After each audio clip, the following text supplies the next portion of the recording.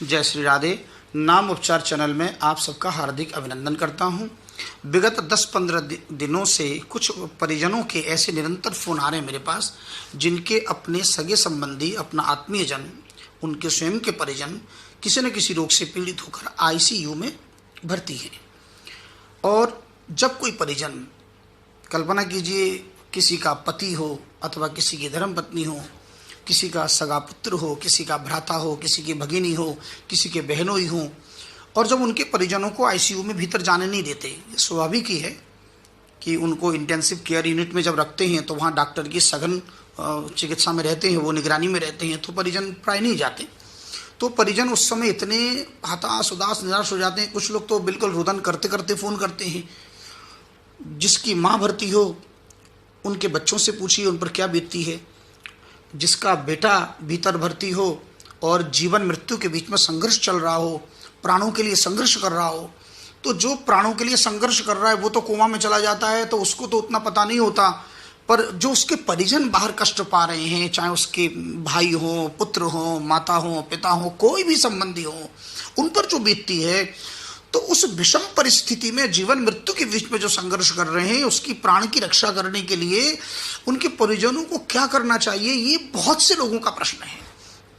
और आज मैं वही शोध करके आप सबके समक्ष लेकर आया हूं। उस विषम परिस्थिति में देखिए, प्रश्न में उत्तर छिपा है कि प्राणों के लिए संघर्ष कर रहे हैं। आजकल एक नवीन शब्दावली है, ऑक्सीजन लेवल कम हो जाना, ऑक्सीमीटर। इससे पहले हम लोगों ने नाम भी नहीं सुना होगा, पर ये इस समय जो वर्तमान में वैश्विक महामारी कोरोना है, एक नया आजकल सुनने को मिला, ब्लैक फंगस का भी दस्तक हो चुका है, और ऊपर से समुद्र तटीय इलाकों में भयंकर तूफान चल रहा है। तो इतने सारे आपदा जब एक साथ आते हैं, इसका क्या कारण है वो मैं पूर्व के वीडियो में बता चुका हूं। पर अभी समाधान चाहिए कि परिजनों को क्या करना चाहिए ऐसी विषम परिस्थिति में। प्राणों के लिए संघर्ष कर रहे हैं तो उन प्राणदाता कौन है, उन प्राणों का स्वामी कौन है? जिन इंद्रियों से कुपित होकर मरीज भीतर कष्ट पा रहा है, उन इंद्रियों का स्वामी कौन है? हमें यह देखना होगा। कपिल देवहूति संवाद में भगवान कपिल देव अपनी सगी माता देवहूति से कह रहे हैं कि मां, मद भयात वाति वातोयम सूर्यस्तपति मद भयात। ये सूर्य तपता है मेरे भय से और वायु चलती है मेरे भय से। वर्षत इंद्रो दहत अग्निम, इंद्र यदि वर्षा करे तो अपनी स्वेच्छा से नहीं, मेरे भय से। और अग्नि भी जो जलती है, और अग्नि क्यों जलती है? ऑक्सीजन के कारण, तो वो ऑक्सीजन भी मैं हूं। यहां तक कि मृत्युश्चरति मद भयात, यानी मृत्यु जो अपना कार्य करती है, यानी व्यक्ति को लेने जो मृत्यु आती है, वो मृत्यु भी मद भयात, मेरे भय से क्रियाशील है। तो जो मृत्यु का भी स्वामी हो, काल का भी स्वामी हो, दशम स्कंद में इंद्र ने स्तुति करते हुए गोवर्धन ठाकुर जी की, उस समय भी उन्होंने कहा था, पिता गुरुस्तम जगताम अधीशो दुरत्यः काल उपाद दंड। इस संपूर्ण ब्रह्मांड को काल के रूप में दंड देने वाले भी महाकाल आप हो। तो जो प्राणों का स्वामी हो, जो ऑक्सीजन का स्वामी हो, जो औषधियों का स्वामी हो, जो इन सांसों का स्वामी हो, जो इंद्रियों का स्वामी हो, उसकी शरणागति लीजिए। और क्या करना है? प्रश्न में तो उत्तर छुपा है। अरे भगवत गीता के 15वें अध्याय में पुरुषोत्तम योग में लिखा है, पुष्णामी चौषधि सर्वाः सोमो भूत्वा रसात्मकः। मैं सोम के रूप में, चंद्रमा के रूप में समस्त जड़ी बूटी औषधियों को भी पुष्णामी चौषधि सर्वा, समस्त वनस्पतियों को, औषधियों को पुष्ट मैं करता हूं, कृष्ण कह रहे हैं। और उसी ऑक्सीजन के लिए, उसी प्राणों के लिए अगर वो संघर्ष कर रहा है, तो प्राणदाता की शरणागति, उनके नाम की शरणागति। प्राय मैं कहता हूं, जैसा काम वैसा नाम। पर आपातकाल में उस समय कोई नाम यदि नहीं सूझता हो, तो उस समय केवल अच्युताय नमः, अच्युताय नमः, अमोघाय नमः, जिनकी वाणी अमोघ हो, और समस्त प्राण रक्षकाय नमः।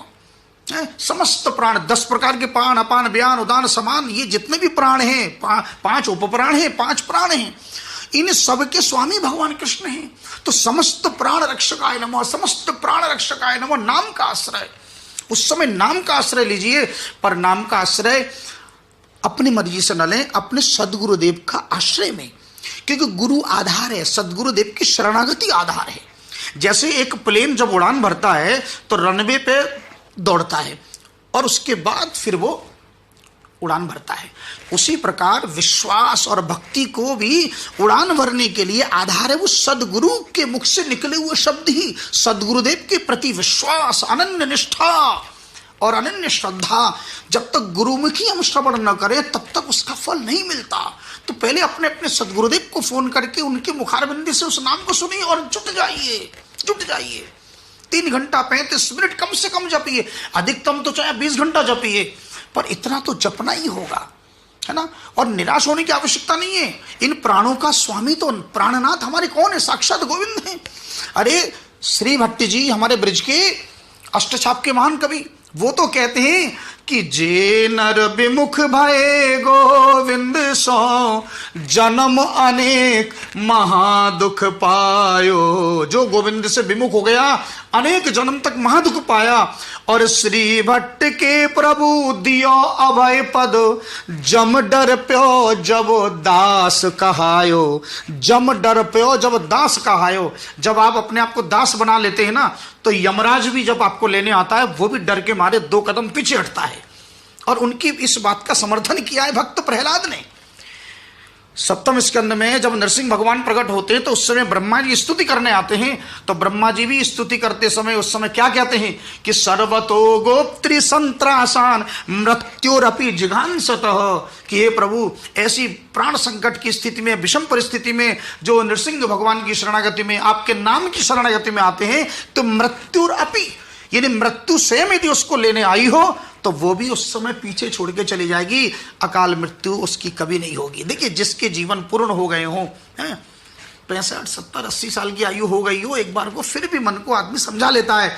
पर जो 50 के नीचे 30, 40, 50, 20 इस आयु के जब जाते हैं तो उनका जो हृदय की व्यथा है वो केवल जिस पति को खो चुकी वो धर्म पत्नी, जिस माँ को खो चुके उनके बच्चे, जिस पिता को खो चुके उनके बच्चे, जिस भाई को खो चुका उसका भाई। तो ये जो परिजन है, परिजन की व्यथा परिजन समझे, पर परिजनों को भी समझना होगा। ऐसी विषम परिस्थिति में केवल भगवान नाम का आश्रय। उस समय धन काम नहीं आता। आप जीवन भर लाखों करोड़ इकट्ठा कर लीजिए, आप सब फूंकने को तैयार हैं, सब खर्चा करने को तैयार हैं, पर आप शरणागति लेने को तैयार नहीं। आप नाम की शरणागति, सदगुरुदेव की शरणागति, उस समय गुरु के मुख से निकले हुए उस नाम ब्रह्म का आश्रय लीजिए। अंतिम परिणति केवल नाम है। नाम का आश्रय लेंगे तो उस समय भगवान स्वयं इन ब्रज की गोपियों ने क्या किया है? काम क्रोध लोभ मोह मद मत्सर भी गोविंद को शरण कर दिया। भागवत में तो यहां तक लिखा है कि गोप्य कामाद भयाद कंसो और द्वेषात चेद्यादयो नृपः संबंधाद वृषणाय स्नेहाद यूयम भक्त्या वयम विभो। कह रहे हैं सुखदेव जी कि गोप्यों कामाद, गोपियों ने काम को समर्पण कर दिया भगवान को। भयात कंसो, कंस ने भय को भी, यदि डरता भी था तो संसार से नहीं भगवान से डरता था। और द्वेषात चेद्यादयो, इन्हें शिशुपाल आदियों ने तो अपने द्वेष को भी, इन्हें द्वेष भी करूं तो जगत से क्यों करूं, अगर मुझे द्वेष भी करना है तो तुझसे करूंगा प्रभु। और संबंधाद वृषणाय, और जितने भी वृषणी वंश यानी जो ब्रजवासी जितने भी नंद बाबा यशोदा, इन सब ने संबंध जोड़ा भगवान। किसी ने पुत्र, किसी ने भाई, संबंध जोड़ लिया। और स्नेहाद यूयम, और तुम सामने परीक्षित बैठे ना तो तुम इन्हें पांडवों ने, तुम पांडवों के वंशज हो, इसलिए तुम पांडवों ने स्नेही से माध्यम से भगवान से संबंध जोड़ा। और भक्त्या वयम विभोर, हम सब ने, यानी सुखदेव जी अपने लिए कह रहे हैं कि हम सब, सनत कुमार आदि नारद आदि, हम सब ने भी भक्ति से पाया। तो उस समय भगवान से रिश्ता जोड़ लो। ये सोचो कि मेरा परिजन जो भीतर बैठा है वो तो है ही परिजन, तन का नाता उनके साथ है, लेकिन जो मन का नाता है वो तो नारायण से हो। अगर उस समय उस मन के नाते उस प्राणों का स्वामी, श्वासों का स्वामी, औषधियों का स्वामी उस भगवान की शरणागति यदि उस समय ले लिया जाए तो क्या कहने, भगवान स्वयं ही रक्षा करने के लिए वचनबद्ध हैं। भगवान कह रहे गीता में, ईश्वर सर्वभूतानाम हृदय से अर्जुन तिष्ठति। जिस हृदय के प्राणों के लिए वो संघर्ष कर रहा है उसके हृदय में मैं बैठा हूं। डॉक्टर लाख ऑपरेशन कर ले, लाख प्रयास कर ले, पर डॉक्टर प्राण लौटा नहीं सकते। पर यदि भीतर जो बैठा है प्राणों का नाथ, प्राणों का स्वामी, वो यदि चाहे, आपकी प्रार्थना में यदि शक्ति है, समर्पण है, तो निश्चित रूप से आप यम के मुख से भी अपने परिजन को वापस पा सकते हैं। पर यह होगा पूर्ण शरणागति, पूर्ण, यानी जहां किंतु परंतु का कोई स्थान नहीं है। देखिए 2 प्रकार के लोग होते हैं। एक गृहिणी वो होती है जो भोजन बनाती है और उसको भगवान को भोग लगाती है। तो जिस समय भोग लगाती है तो बोलती है तोदियम वस्तु गोविंद तुभ्यमेव समर्पणे, हे प्रभु ये आप ही का भोजन आप ही स्वीकार कीजिए और इसे प्रसाद कीजिए। तो उस समय तो भगवान को अर्पण किया, लेकिन उस भोजन को बनाते समय उसके मन में भगवान नहीं थे, परिजन थे। पर एक दूसरा भक्त कौन है? जो अर्थोपार्जन करता है, धन कमाता है, तो उस माने कि भगवान के लिए। गेहूं खरीदने जाता है तो भगवान के लिए, पिसाने जाता है तो भगवान के लिए, और जब उस आटे को मारता है तो भगवान के लिए, बनाता है तो भगवान के लिए, भोग लगाता है तो भगवान के लिए, और उसको ग्रहण करता है तो भगवान के लिए कि प्रभु इसको भी तुम पचाओ। अहम वैश्वानरो भूत्वा प्राणिनाम देहम आश्रितः, मेरे देह में आश्रित होकर तुम ये भोजन भी तुम पचाओगे प्रभु। ये सब कुछ भगवान के लिए, कृष्णार्पण के लिए। तो ये जो दो कंडीशनों में से जो दूसरा कंडीशन है, हमें उस कंडीशन में भगवान की भक्ति अगर करनी है, संबंध अगर जोड़ना है, तो निश्चित रूप से भगवान का ये वचन है कि मैं रक्षा करने के लिए तत्पर हूं और मेरे नाम का आश्रय लो। तो अब हमें करना क्या होगा? मैं कहता हूं आप लोग सबसे पहले अपने सदगुरुदेव के मुख से आप उस नाम को श्रवण करें, और जो मुझसे संपर्क कर दें तो मैं दक्षिणा स्वरूप केवल 540 महामंत्र लेता हूं। हरे कृष्ण कृष्ण कृष्ण हरे हरे, हरे राम राम राम हरे हरे। 5 माला लेता हूं दक्षिणा में, और कुछ नहीं, इसके अतिरिक्त कुछ भी नहीं। 24 घंटे से भी कम समय में मैं आपको संकल्प करा के वो विशेष नाम, वैसे तो इसमें नाम मैंने बता भी दिए, पर गुरुमुख सुनना अनिवार्य होता है, तो एक बार सुन लीजिए और जपिए। 3 घंटा 35 मिनट कम से कम जब, मैं 3 घंटा क्यों, मैं तो कहता 20 घंटा जपिए।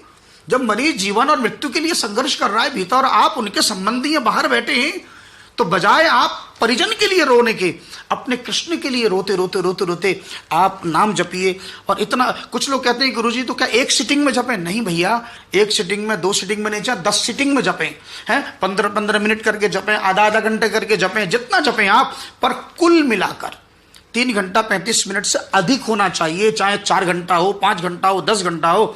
और उसमें यदि 2-4 बूंदों से भगवान के उस मानसिक यात्रा करते हुए भगवान के चरणों को धो दिया जाए अश्रु से, जब तक भगवान को अश्रुपात बड़ी प्रिय है।